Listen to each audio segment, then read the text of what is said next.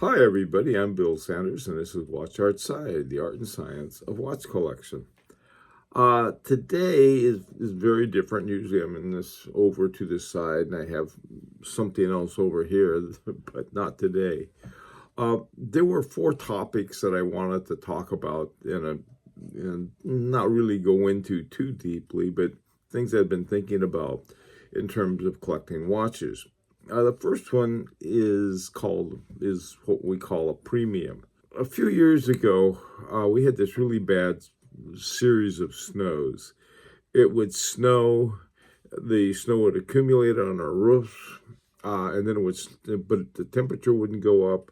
It would snow again. Up would come the, and it's to the point where the structure of the house was endangered. And they said, we were told on the news that they said, if you hear any creaking, you better get that snow off. Well, it's a little hard to get up there for me. And so we hired these guys, and my God, I tell you, we paid a quote premium, but they called it what it was. It was gouging, and I think that when watch companies, they whine and cry about the fact that they can't sell a certain brand or a certain model or something. And we can often get good deals that way. In fact, some of my best purchases have been that way. But to call a gouge a premium, I don't think so.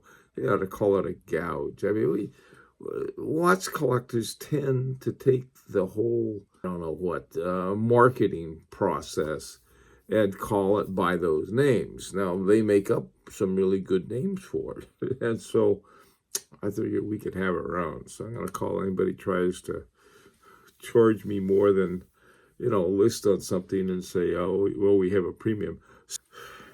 Okay. By the way, too, I have on my H. Moser at C. Henry double hairspring.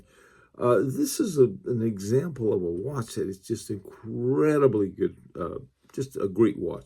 Very well made. That's one thing about H. Moser that I found is that they're hugely well made.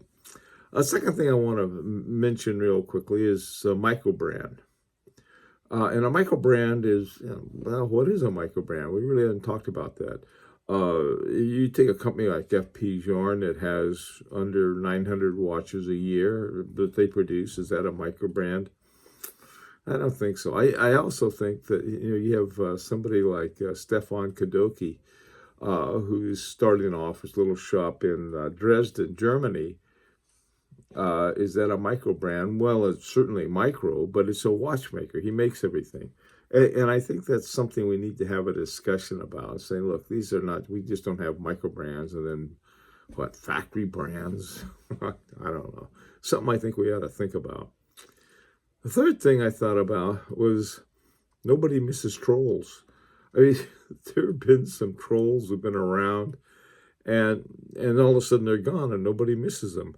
And it was sort of funny, like Paul Thorpe, who's not a troll, he was the opposite. He worked in the watch business for a number of years, had a video. There's some kind of theft and a whole bunch of other stuff went on with Paul. And so he had to stop doing his videos for a while. And when Paul came back, everybody was really happy. So, but I've never heard someone say, gee, I miss that troll. Trolls aren't missed. That was funny. They're not even thought about it. It's just sort of pathetic, really. Just sort of, these are perhaps random thoughts. Watch trolls, by the way. Finally, I mentioned that with a hand-wound watch, what I like to do is let mine come all the way unwound, get the spring spread out so it doesn't ball at one end, because every morning you wind it at the same time, even though it's only like halfway through. Well, so the half that's never rewound or never comes out is sort of balled around the barrel.